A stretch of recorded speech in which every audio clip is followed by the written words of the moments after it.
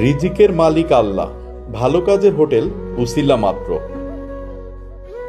অন্যান্য যে কোনো ভিডিওর তুলনায় ভালো কাজের ভিডিওগুলি লাইক কমেন্ট অনেক কম পড়ে।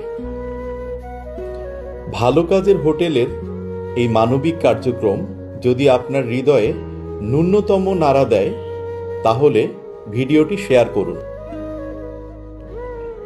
কারণ আপনার একটি শেয়ারে হয়তো আরও কিছু অসহায় মানুষের খাবারের ব্যবস্থা হতে পারে।